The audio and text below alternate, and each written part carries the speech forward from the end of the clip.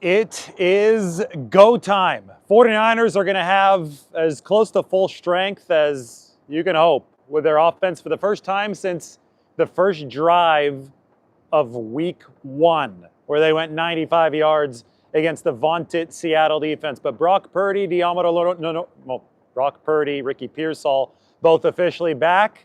Lenoir, that's the bad news for the 49ers.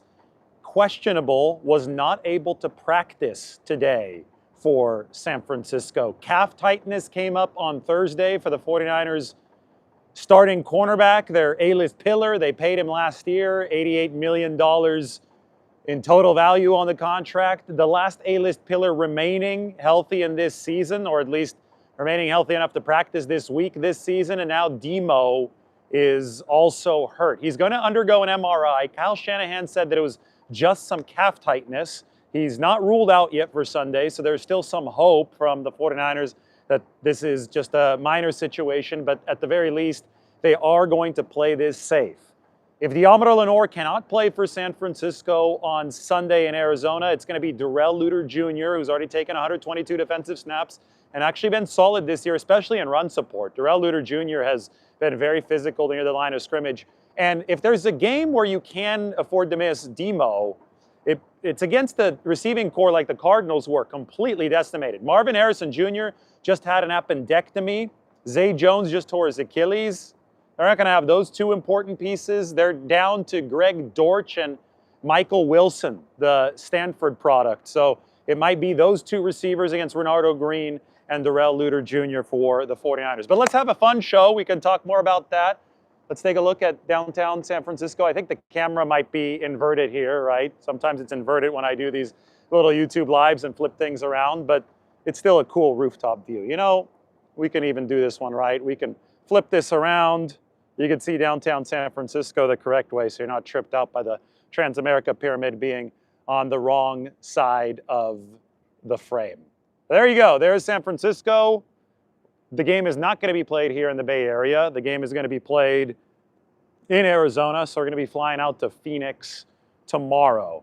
And Phoenix is not nearly as scenic as this. You know, Alcatraz is fitting because we talk about cornerback play and lockdown coverage for the 49ers. Darrell Luter Jr. not lockdown coverage, but he has been good in run support. And I'll have to say that Lenoir this year has also not been airtight in his coverage. He gave up 2 touchdowns against the Rams. Now, a lot of that is defense-wide struggles. 49ers, though, need lockdown coverage against a bad Arizona receiving core. Alcatraz Island coverage, we can call it that. There's the Golden Gate Bridge.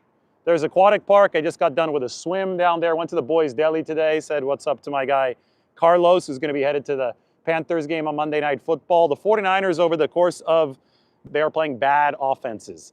And when you're playing bad offenses, your own defense, which is so beaten up and which may have just suffered another really critical injury with Lenoir, they've at least got a fighting chance to make things work. So why don't we go put down the tripod, get San Francisco behind us, and start talking to you guys. I got to get my laptop. The laptop's over there. Just give me a second. It's on the wrong one.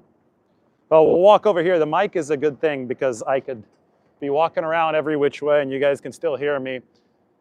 The 49ers, for just a brief second, had full participation at practice this week out of everybody on the 53-man roster.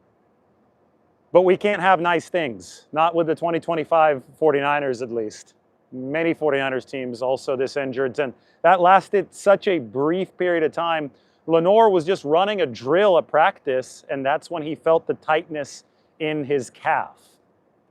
Big picture is that whether or not you've got Lenoir on Sunday, we have to zoom out to the reality of the matter for the 49ers is that their offense has to take off now. It is go time for the offense with Purdy and Pearsall back.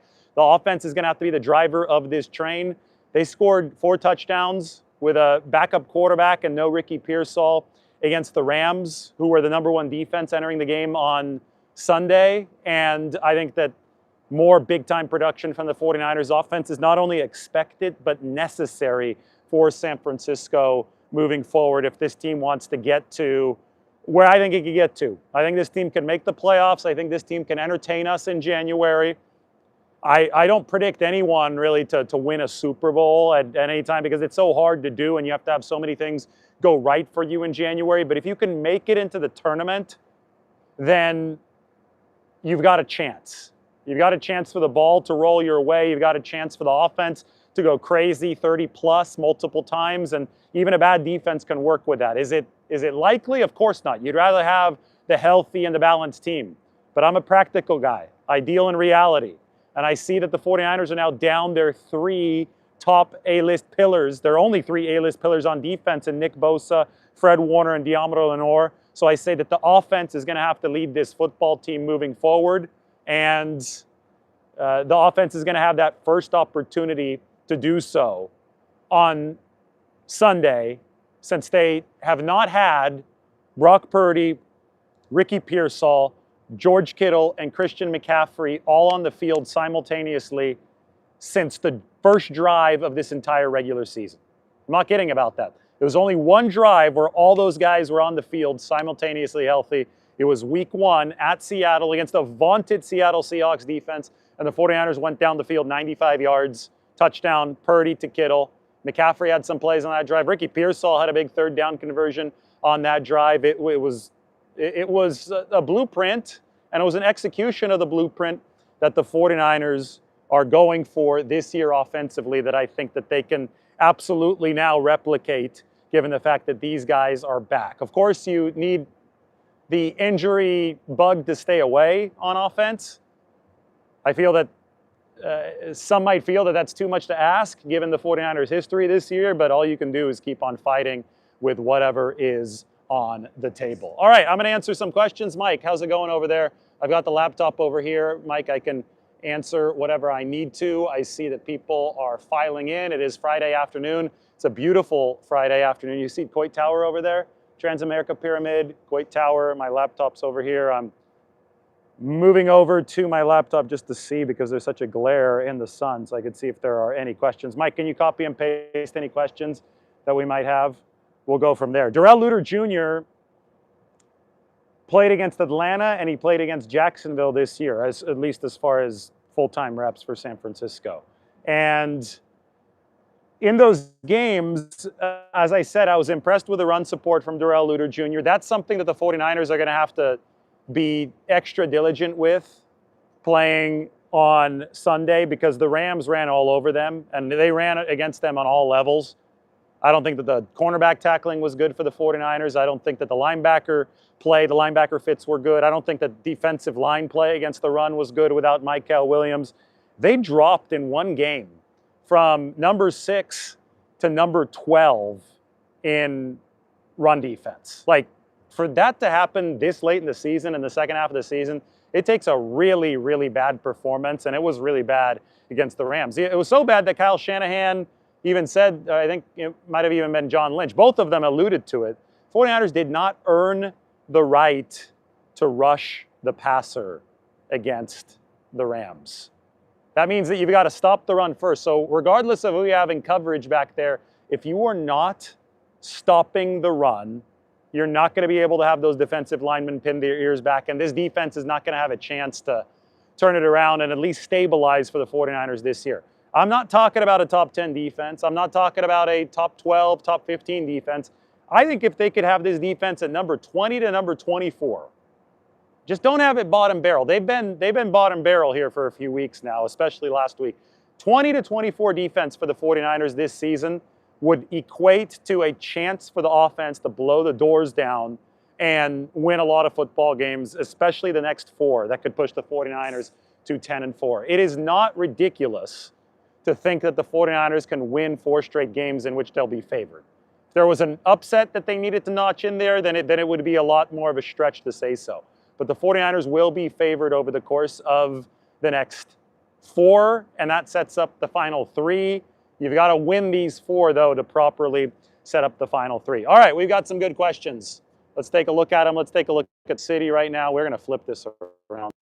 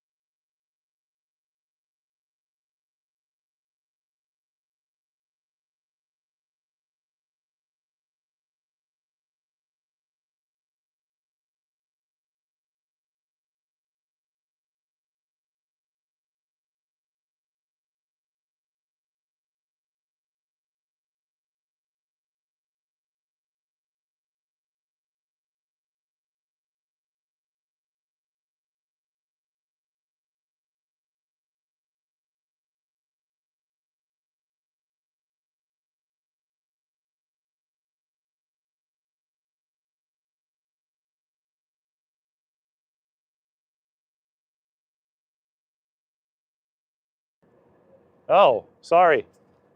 That was not good. Mike just let me know that I was muted. I'm back. I think we're fine now. I'm just reading off my laptop because I can't see on the other side. Is that better, Mike? I think it's better. Did not mean to be muted there. So we've got questions. Is Renardo Green starting? Yes. Is Diamo Lenoir out? Not necessarily. He's questionable right now, has to undergo the MRI. Is Nick Martin going to play? He's going to be on special teams. I don't know if we're going to see him at the linebacker level. He's not slotted in there. It's going to take some injuries to get Nick Martin in the game. Somebody asking about the Hulk. Sebastian Valdez elevated last week, but then inactive. We shall see. Sebastian Valdez is a fan favorite. I get it, but the 49ers right now looks like they have improving health along the defensive line because Alfred Collins is off the injury report. You know, that's a big one. Alfred Collins back. Hopefully this doesn't cut off my head right now. Hopefully I'm here. I think I am, right? Maybe I have to lean down. But Alfred Collins, here, I got to figure something out. I could play it on here and then I could tell if I'm in the frame. My camera, I hate having downtown like reversed, so I'm trying a new hack to get around that. I think I have the way to figure it out. Hold on. All right. We shall see right now. Yes, I am. See, it's like borderline cutting off my head. I've got to be right here. I got to step back just a tiny bit. I don't want to step back too far because the ledge is behind me and that'd be a little bit sketchy. All we're doing is giving a 49ers injury report, right? So we can't be that crazy with it. But Alfred Collins, you know, everybody knows about Michael Williams' absence and it hurt the 49ers run defense against the Rams. But I think that Alfred has developed to the point this year where we've got to take his absence seriously as a big missing cog when he's not in there. And he had the hip injury last week. He didn't play against the Rams. So you're missing both Michael Williams and Alfred Collins, and your run defense falls off a cliff, like an absolute cliff. In a very roundabout way, that seems to be an assertion that 2025 draft class is at least somewhat successful. Because they had a terrible run defense last season in 2024. They drafted Michael Williams and Alfred Collins in the first 2 rounds with this specific target of improving the run defense. They went from number 29 last year to number 6 leading up until that Rams game. And then all hell broke loose after Michael and Collins both exited the lineup. So at least the 49ers can say we got the top of this draft right because the goal was to stop this free fall against the run. And they did indeed do that with Collins and with Michael Williams. Now they've got Collins back. Williams, unfortunately, is done for the season with his ACL tear. But we'll see what kind of difference Collins can make as the 49ers do try to stop the run. That is their one way of maintaining control over games. Remember that Arizona is going to be starting Jacoby Brissett, not Kyler Murray, who's on IR. James Conner got hurt for the Cardinals back when they played the 49ers at Levi's Stadium. So it's going to be Trey Benson at running back. Some other injury differences between week 1 or the first time that the Cardinals and the 49ers played and now start along the defensive line. Cardinals still have Calais Campbell, the great defensive tackle.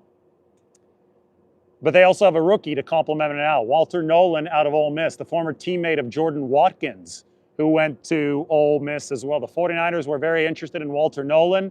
Instead, they took Michael Williams. I think they're happy with their pick. They're not happy with the fact that Michael got hurt. But Nolan has been playing some good football for Arizona ever since he came off of the injury list and began playing for them a couple weeks ago. So that's somebody new that the 49ers will have to deal with. Jonathan Gannon, the head coach, he's a defensive-minded head coach. Kyle Shanahan today said that he thought that this game is going to go similarly to the first one, which was a 1-point game with a really ugly score, right? It was something like 18-17 or 16-15. Forgot what it was, but it was Eddie Pinheiro was talking crap to the Cardinals sideline after he made the game-winning kick. And Mac Jones had gotten the 49ers into position. I think that San Francisco's got more offensive firepower this time. Like, they should be putting up more than 20. I think they should be definitely putting up more than 25. You know, maybe with the first game back for Brock Purdy and Ricky Pearsall, they're not firing on all cylinders yet, so maybe we reserve expectations of 30-plus points for later on in this coming 4-game stretch. But the 49ers need to score more than they did in that first game. And if they do that, then it's not that tall of a task for the defense. This is the number 21 offense in football, the Arizona Cardinals. If you could score in the upper 20s as San Francisco, then you will only need to keep a mediocre to bad offense in the mid-20s, and you'll win this game. It should be as simple as that when you look at this equation for the 49ers, and that is why they're favored by 2.5 points. Here's another question. I'm reading questions right now. That's why I'm not on camera. What's your take on Mustafa becoming a hybrid, smaller, hard-hitting linebacker with Siegel and Pinnock in the defensive backfield? Well, Marquise Siegel has got to develop more comfort in coverage. He's a little short for the prototype of the safety position. I think teams have picked on some of that size. He had given up the most yardage out of any NFL safety when the 49ers benched him. They've moved to Jair Brown at this point and Malik Mustafa. You know, I think there was an alignment issue when Mustafa gave up the touchdown to Devontae Adams. You should probably never have a safety covering the opposing top X wideout one-on-one, but that is indeed what happened on that play. And Robert Saleh said that the 49ers got crossed up and stuck in a goal line situation, and like goal line defense situation, and that's why Mustafa was on the wrong side. So maybe that's what was part of the problem for San Francisco, but they've got to get Malik Mustafa and the safeties in better spots to succeed. I don't think that they're going to be making any drastic positional switches, though. Malik Mustafa, who as a rookie was really damn good at the safety position. Do you think Isaac Guerendo will have a more integral part of the run game for the 49ers? Not really. Unless somebody gets hurt, why would Guerendo play? I mean, Christian McCaffrey and Brian Robinson Jr. are both playing excellent football for the 49ers. McCaffrey's on pace for 1,000. Brian Robinson Jr. is running better and better every single week. I really don't understand this obsession with getting Isaac Guerendo into the mix when the top 2 running backs are just fine for the 49ers. It's like, you know, nobody's banging down the door for the 3rd-string quarterback, Adrian Martinez. Nobody's banging down the door for Darrell Luter Jr., who's going to have to play if Diamondo Lenoir can't go on Sunday. Those are guys who play if the top 2 options are not available, or if one of the top 2 isn't available and they need to take the number 2 role and they get a few snaps as a result. So there's always this, when is Isaac Guerendo going to play? And hopefully for the 49ers, never. Like, if the 49ers have it their way, their top 2 running backs will stay healthy. McCaffrey and Brian Robinson Jr. can handle the entirety of the load, and Isaac Guerendo's on special teams. Next year, that can change, right? Next year, there's going to be a whole different set of circumstances. But as far as this year's team is set up, Isaac Guerendo is a depth piece for the 49ers, and we should be focused on McCaffrey, and we should be focused on Brian Robinson Jr., who, by the way, is getting very, very comfortable running in this 49ers system. It has been a lot of fun to watch. I think we should move camera spots. I think we should go over and do some Alcatraz in the background here for the next part of this show.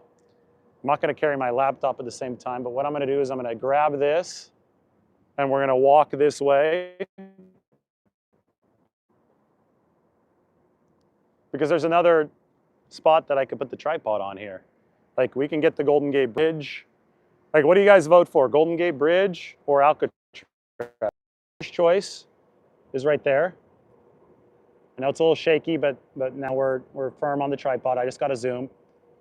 So your first choice is here, Bridge. You wave to you. Your second choice, so vote for either the Bridge or vote for Alcatraz. We're talking about lockdown cornerback play, so maybe we should have Alcatraz in the background. All right, I see people voting for Alcatraz. Now I see people voting for the Bridge. Got a little bit of both. I got to get my laptop, so I'm going to talk to you guys as I walk back over here and get the laptop. But, you know, the defense, to me, it's interesting how confident Robert Saleh sounded the other day about getting this defense back on some sort of decent track. and I understand the big picture as far as opponent strength goes, and I think this is what a lot of fans and some media forget at times. The Rams are the best offense in all of football. Okay, like the Rams, it's them and the Colts that are ranked at the top of the efficiency markers offensively. That was a really, really tough position for the 49ers defense, missing Bosa and missing Warner. So the offense, this is why I always go back to the George Kittle theory. And I'm gonna put myself on camera here. Okay, we're gonna zoom out. I'm gonna stand over on this side in front of Alcatraz. I'm gonna go back to the George Kittle theory, which I think is, I mean, maybe George watches the channel, who knows, but it's the one that we've espoused so many times on here. All right, how does this look?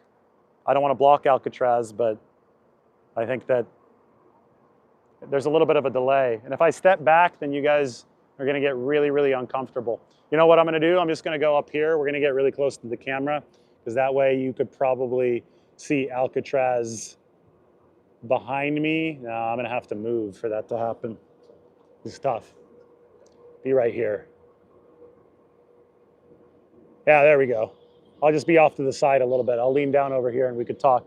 But Kittle's theory was that the defense is in such a compromised position for the 49ers that the offense has to pull the weight for this football team. They have to pull more weight than most people would consider to be fair. And I thought that was a really fair appraisal. That was my in-game appraisal of the Rams game before George even took the podium. That's what I was typing out on Twitter. That's what I said in the instant reaction video for this channel. It's not going to be an equal distribution of responsibility. The offense is going to have to carry more of that slack than the defense. And against the Rams, when they fumbled the ball away, when they couldn't convert on that 4th and 1, I didn't think that was a good play call from Kyle Shanahan. They dug their own grave because the defense wasn't going to be able to resuscitate itself beyond that. Moving forward, it won't be as hard of a challenge for the defense because the offenses that they're facing are ranked. Listen to this. Number 21, that's the Cardinals. Number 26, that is the following week, the Carolina Panthers. Number 30, that's the week after that, the Cleveland Browns. And then number 32, dead last, the Tennessee Titans. The 49ers will be able to put those offenses on Alcatraz, especially the latter ones in this 4-game stretch. The toughest test is probably this week without Diomede Lenoir potentially, but definitely without Bosa and without Michael Williams and without Fred Warner against Jacoby Brissett and the Arizona Cardinals. That said, Arizona's so beaten up at the wide receiver position, down to Greg Dortch and Michael Wilson with no Marvin Harrison, no Zay Jones, no Simi Fehoko, that I think it lines up for the 49ers to put the Cardinals in that lockdown this week, even without Diomede Lenoir. And I think that if the offense helps San Francisco with Purdy and Pearsall back, as they should, as they're being paid to do, then you've got a clear path to victory. And, you know, that would put the 49ers at 7-4. They'd be favored in their subsequent 3. The path to 10-4 would still be there ahead of that final trifecta of games, which is obviously going to be much, much trickier for the 49ers. All right, now some of you wanted the Golden Gate Bridge. You're going to get the Golden Gate Bridge. Look at that. Perfect framing of the Golden Gate Bridge. Yeah, there was a boat hitting some speed in front of Alcatraz, wasn't there? That was nice. Mike, I'm going to check my laptop. I can answer some questions now. That is a shot right there. I mean, this is what I do. I walk around with the laptop. I don't know if you guys can see me. Yeah, you should be able to see me now. The problem is that there's a little bit of a delay. Maybe not. Maybe the zoom is just too big. Oh, well.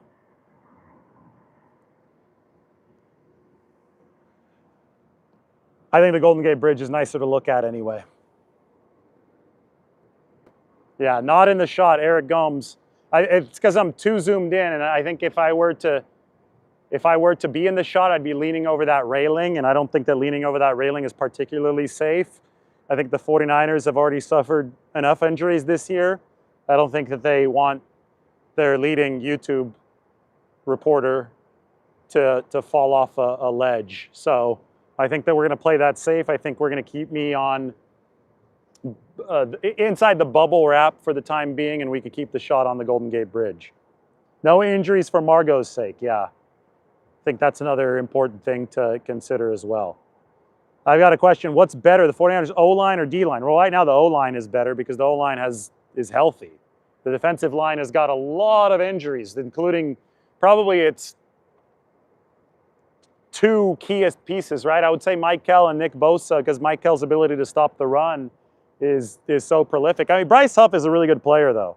The formula for the 49ers moving forward is you've got to emulate the Atlanta game defensively, where Bryce had a game-changing strip sack. Robert Saleh thinks he's one of the better speed rushers in the game. He's having to play 3 downs a whole lot more now with the injuries that the 49ers have suffered. But he can do that, and the Atlanta game showed us that he can bring the 49ers some of that game-changing juice that a defensive line does need. Keon White, I think, can bring some game-changing juice. We saw it with the sack against the Rams last week, high-effort sack.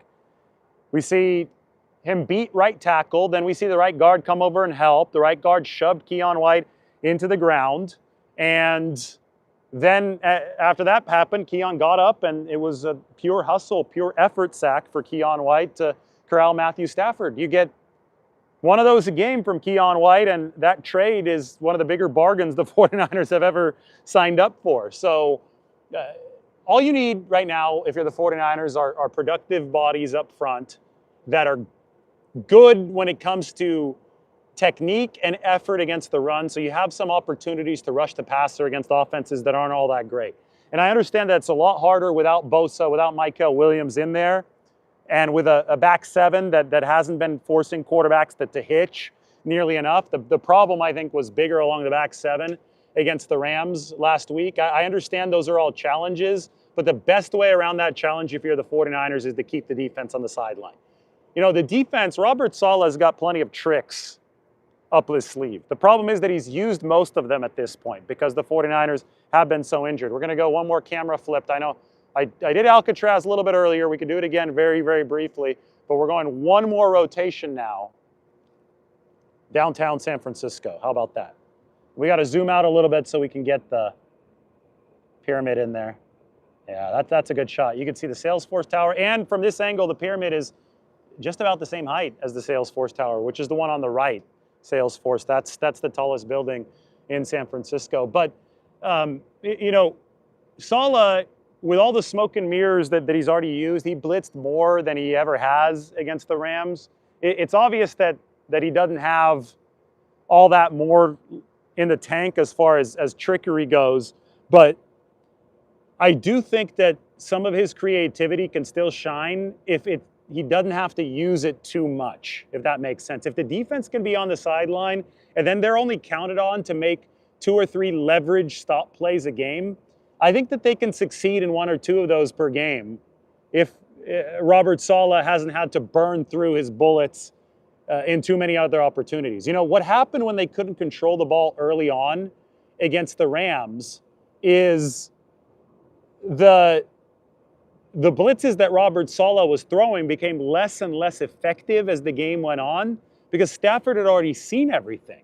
There was nothing new that the 49ers could cook up that was going to surprise the Rams. And plus, they were so poorly aligned on the back end as far as the downstream effects of poor communication were that they had no chance. They just got eviscerated by a really good offense. But moving forward, if that 49ers offense can limit the defensive exposure, combine that with worse opposing offenses, I think that Saleh is onto something when he thinks that he can scrounge out at least some effectiveness from this 49ers defense moving forward. And again, you do not have to be a world-beating defense. You just have to be a defense that slows the opposition enough in the highest leverage spots to allow the 49ers offense to get to work with 30-plus points a game. I mean, that's the formula for the 49ers, especially against defenses that aren't going to be quite as good, probably until that Cleveland Browns defense. But then, again, they've got a really, really pathetic offense. So you always have to talk about complementary football in that way. All right, downtown done. Back on that. No, we started a lot of this show. I could keep it a little bit more zoomed out. You know, if I go over here and I tilt the camera down a little bit, you can see exactly where I swim. That is the path of my swim from Alcatraz all the way down to the Dolphin Club. Here, let me even show you. So we start obviously here at Alcatraz, and I swim in.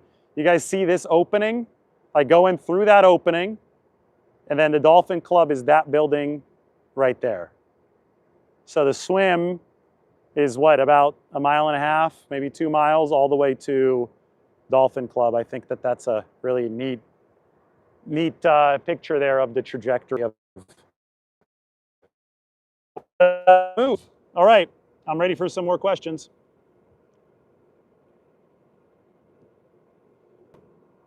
We have some garbage comments like bring in a real GM. You know, John Lynch might be the best general manager in football. He's definitely on the Mount Rushmore right now in the NFL. So you're not going to get your wish. The 49ers aren't going to get rid of John Lynch.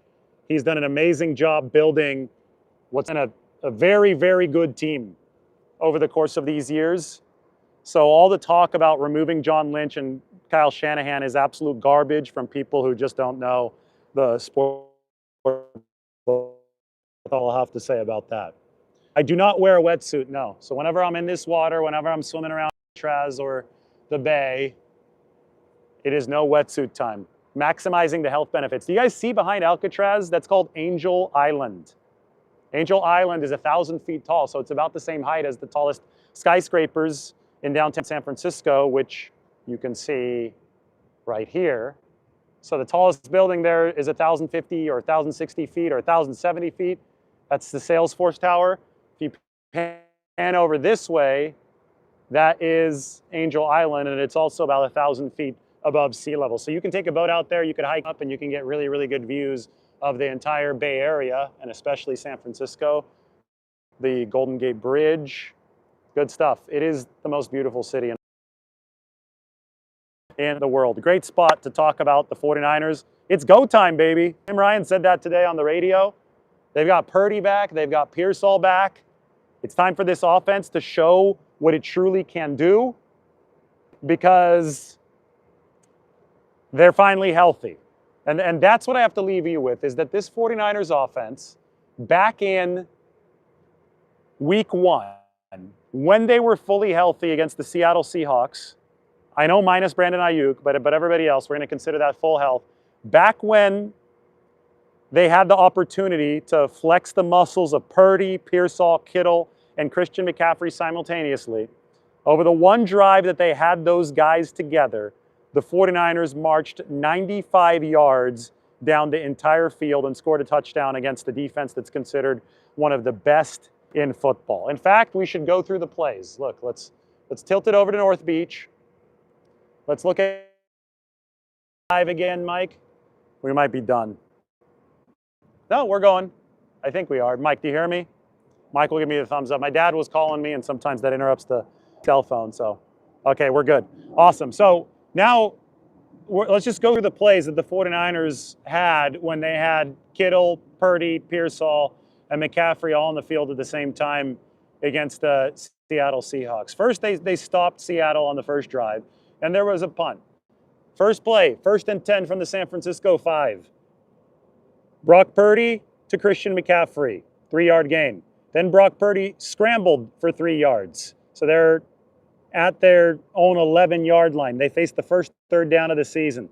Purdy found George Kittle on an out pattern, 8 yards, working against the cornerback for the Seahawks. Boom, 1st down, and the 49ers were rolling. I remember the crowd was so loud at that point, smelling some blood early in that game, but Purdy to Kittle got things moving for the 49ers. Following that, McCaffrey 4-yard run, then a McCaffrey loss, set up 3rd and 8. This is a play that I want you guys to remember since both Pearsall and Purdy are going to be back in this game. 3rd and long against one of the best defenses in football. Definitely one of the best fronts in football. Purdy back to pass. Protection held up well. Purdy over the middle. Beautifully layered pass to Ricky Pearsall for 26 yards on 3rd and long against a really, really good Seattle defense. Then Purdy short right to Pearsall for 13 yards. incompletion to Robinson, short yard for Robinson. There's a roughing the passer penalty after incompletion to Russell Gage on Leonard Williams. That set McCaffrey up for a run, Kittle up for a catch. That was an 11-yard catch. That was a really, really nice play into a tight window. A false start penalty, a Christian McCaffrey and Brock Purdy run later set up the 49ers 3rd and 5. Touchdown pass from Purdy to George Kittle. That is what the 14-play, 95-yard drive looked like the last time that the 49ers had those 4 guys on the field simultaneously. So let's move forward now to this game against Arizona on Sunday. Those 4 guys are going to be back on the field simultaneously. If they could do that to that Seattle defense, they should be able to put a lot of damage on the 49ers' next 4 opponents, period. And then we could talk about the final 3 games after that, but I think the next 4 where the 49ers are favored, those are the ones we need to talk about right now. This show is brought to you by Hollow Socks. Sometimes when you're up on this rooftop, it's nighttime and it's cold. And I think Hollow Socks might be what does keep you warm. These are everyday socks. They're soft, breathable. They could be used for daily wear, travel, or even downtime. They've got a compression feature to keep your legs comfortable during travel, recovery, or you're comfortable every day on your feet. For a limited time, Hollow Socks is having a buy 3, get 3 free sale. Go to hollowsocks.com today to check it out. That's hollowsocks.com for up to 50% off your order. After you purchase, they will ask you where you heard about them. You can support our show by telling them that we sent you. Hollow Socks. All right, we had a good time up here on the roof. I think I need to get back in the water, right? Maybe get back out there onto Alcatraz or the Golden Gate Bridge. I've done the Golden Gate swim before. That was a lot of fun. This was all good. I'll be on camera one last time here. Got to watch my footing. Don't want to fall over. Diamond or Lenoir, questionable. I'll have another update for you tomorrow. Then I'll have an update for you from Arizona on Sunday. 49ers favored. It's go time. This football team is as close to full health as they can be offensively. The offensive line already played really well on Sunday against the Rams. The schedule is softer moving forward. 49ers are favored, and they need to get the job done on Sunday in Arizona. Everybody, thanks for watching. We can finish this show with a beautiful view of the Golden Gate Bridge. That is the most photographed bridge in the world, by the way. I think that's a good ending spot. We'll talk to everybody soon.